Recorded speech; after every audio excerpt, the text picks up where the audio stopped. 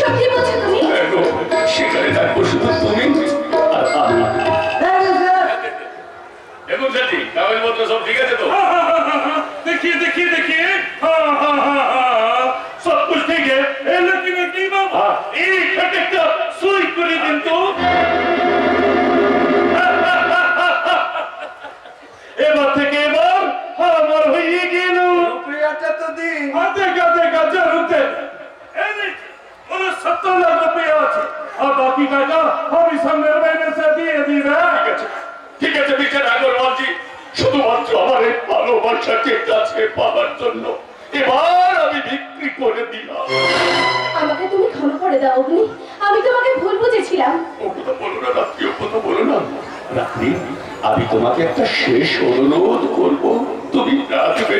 বলো কি কথা? বলছিলাম আগরওয়ালজির সঙ্গে আর তো আমার দেখা হবে না, তাই এই খুশির দিনে এক পেক করে হয়ে যাবে। রাত্রি তুমি কিন্তু নিজের হাতে সার করবে নাকি বলেন? জল খাবে রফি দেবী দেবে আর আমি খাবে না। জরুর খাবে তুমি নিয়ে আসো।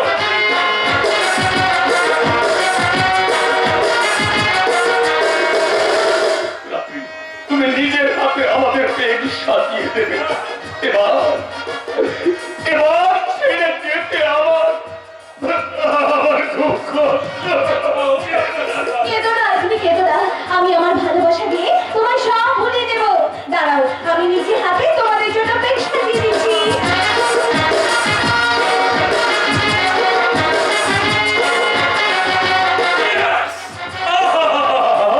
क्या गाना, क्या नाचो और बताइए ना मैडम। না না, তা হয় নাকি?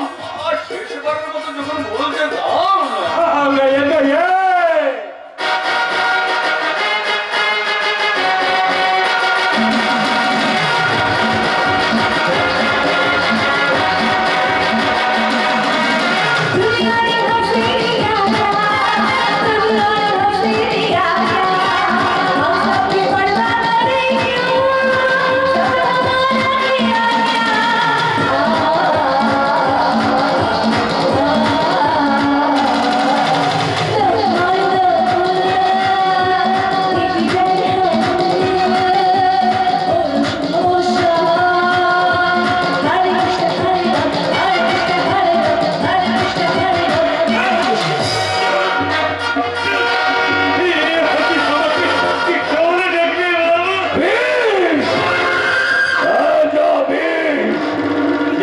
একটু খেলে মানুষ আর বাঁচে না।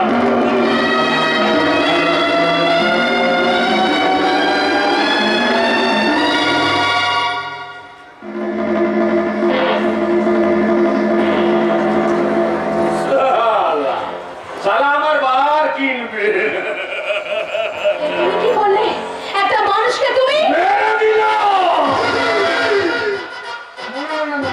আমি তোমার আমি মারি মেরেছো তুমি, লাশে তোমার আঙুলের ছাপা। আমি অনেক আগেই বলতে পেরেছি রাত্রি, তুমি যে কোনো দিন আমার সঙ্গে বেইমানি করতে পারো। এখন যদি তুমি আমাকে ছেড়ে আমার এই বাল ছেড়ে যাওয়ার চেষ্টা করো, আমি তোমাকে আইনের হাতে তুলে দেবো।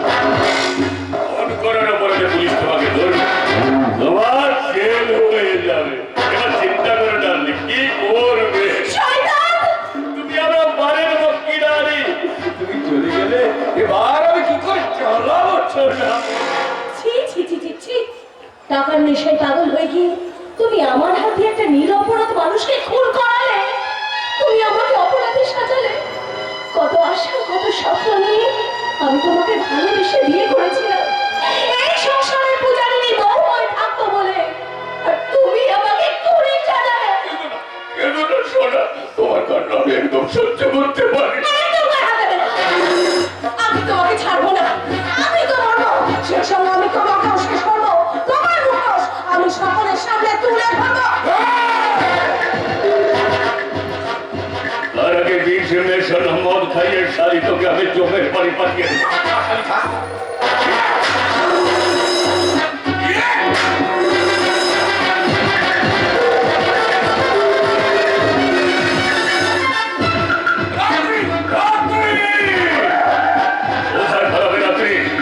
এই অগ্নিদল লেলিহান শিখায় তোমার সব স্বপ্ন পুড়িয়ে ছাড়খাড় করে দেবে। পৃথিবীর যে প্রান্তে তুমি থাকো না কেন, তোমাকে আমি ঠিক খুঁজে বার করবো। তারপর তোমার চুলের মুঠি ধরে টানতে টানতে নিয়ে আসবো এই পাহাড়ে। প্রতিদিন তোমার ঘরে ঢোকাবো বড় বড় মামলার বাড়িকে, আর তোমার চোখের ঘুম কেড়ে নেবে। রাত্রির চোখে ঘুম নেই। পালাতে হবে, যে কোনো উপায় হোক অগ্নির হাত থেকে আমাকে বাঁচতেই হবে। আজ আমার হাত থেকে চলে যাও।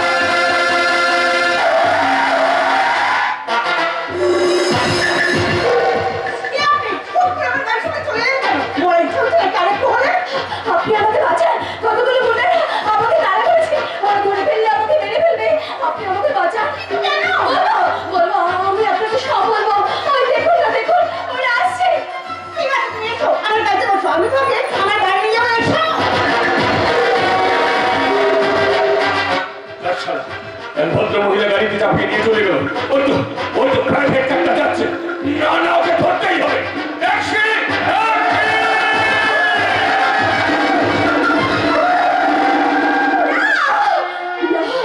আমি সহ্য করতে পারছি না। একটা দুঃস্বপ্ন আমাকে সব সময় তাড়া করে বেড়াচ্ছে। আমার যে সব শেষ হয়ে গেল দিদি। এই মুখ দিয়ে আমি বাঁচবো কেমন করে? ওই শয়তানটা আমাকে বাঁচতে দেবে না। আইনের চোখে আমাকে পুলিশ সাজাবে দিদি। আমি বাঁচতে চাই, আমি বাঁচতে চাই। আমি তোকে বাঁচাবো, আমি প্রমাণ করে দেবো তুই গভীর ষড়যন্ত্রের শিকার, একটা মিথ্যে ভালোবাসার শিকার। কিন্তু কি করে তা প্রমাণ করবে? সময় লাগবে গো। দিদি বলে যখন ডেকেছিস তখন এত চিন্তা করছিস কেন? একটা কথা বলি, আমি রাখছি সত্যি চল, একদিন না একদিন হবে। দিদি আমার দিকে তাকিয়ে দেখ, আমিও তো বেঁচে আছি। কত আশা, কত স্বপ্ন নিয়ে আমি বাবার সঙ্গে ঘর বেঁধেছিলাম, কিন্তু আমার সব স্বপ্নটা নিয়েছে ওই নিষ্ঠুর বিধাতা। আমরা দেখবো আমরা কত কষ্ট দেয় ওই নিষ্ঠুর বিধাতা। তবু আমি বেঁচে থাকবো। বাঁচতে দেবে না উনি। ওই শয়তানটা যদি জানতে পারে যে তুমি আমাকে আশ্রয় দিয়েছো, তাহলে ও যে তোমাকেও মেরে ফেলবে দিদি। না না, আমি তো হতে দিতে পারি না। আমি চাই। কোথায় যাচ্ছিস? একদম বাড়ি যাবি না। ওরা গাড়ি ফেলে পরে এখানে আসতে পারে। বুঝতে পারছো না দিদি? আমি সব বুঝতে পারছি। শোন, আমরা কেউ এখানে থাকবো না। আজ রাতের ট্রেনে এই শিলিগুড়ি শহর ছেড়ে আমরা চলে যাবো অনেক দূরে। আমার জন্য তুমি শহর ছেড়ে দেবে দিদি? তোর জন্য না, তাহলে তবে শোন,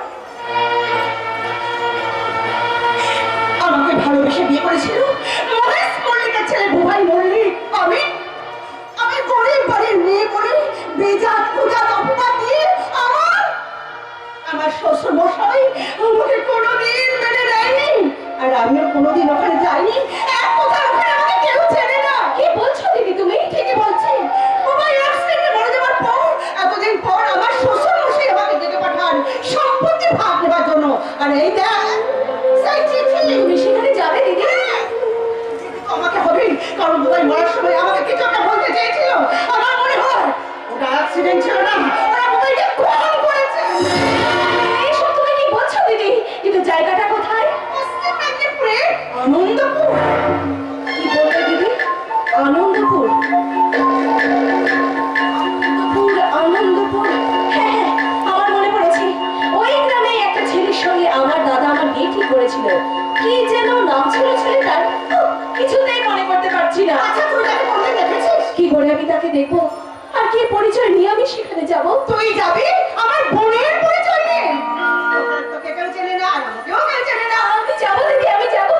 আমি থাকতে তোমার কোনো ক্ষতি আমি হতে দেবো না। তাহলে এক কাজ কর, এই নে আমার আলমারির চাবি। তোর এই রাতের পোশাকটা ছেড়ে আমার যে কোনো একটা শাড়ি পরে তুই চলে আয়। আর হ্যাঁ, সঙ্গে বাবুসোনাকে নিয়ে আসবি।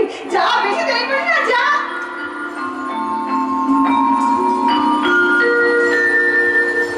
ঠিক এইরকম একটা লাল শাড়ি আমার ছিল। আমি শাড়িটা পরলে বাবাই অফিস থেকে ফিরে এসে আমাকে সেই গান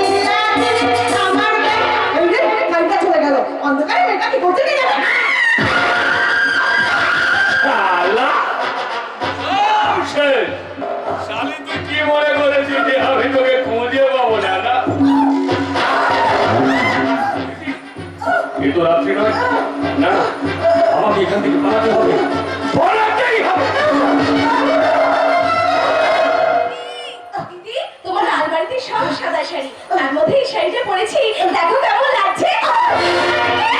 দিদি কই? ওই শয়তানটা আমাকে মনে করে দিদিকে খুন করে গেছে। রাত্রে এক্ষুনি বাবা সোনাকে নিয়ে তুমি এখান থেকে পালিয়ে যাও। আমার কথা কথা দিয়ে আমার বাবা সোনাকে মানুষ করবে, কোনোদিন ওকে ঘুরে শরীর বিনা কথা দিলে কথা দেয়, কিন্তু যদি সবাই জানতে পেরে যায় না, কেউ জানতে পারবে না তুই আমার বাবু সোনা। মা, বেশ, আমি তোমায় কথা দিলাম দিদি, বাবু সোনাকে ছেড়ে আমি কোনো দিন কোথাও যাব না। আজ থেকে আমি ওর মা। দিদি, দিদি তুমি ওভাবে ধরে আছো কেন? দিদি, দিদি, তুমি কথা বলো না। দিদি, দিদি গো, ওঠো না।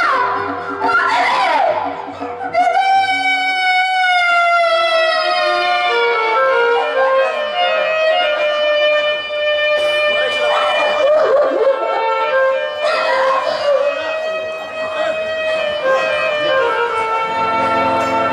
রাত্রি, এই জীবন নাটকে তোর আজ এক নতুন চরিত্রের জন্ম হলো। বনানী মল্লিক, আনন্দপুরের মল্লিক বাড়ির বিধবা বৌমা। তাই বাবু সোনাকে সঙ্গে নিয়ে এই শিলিগুড়ি শহর ছেড়ে আমি চললাম ওই আনন্দপুরে।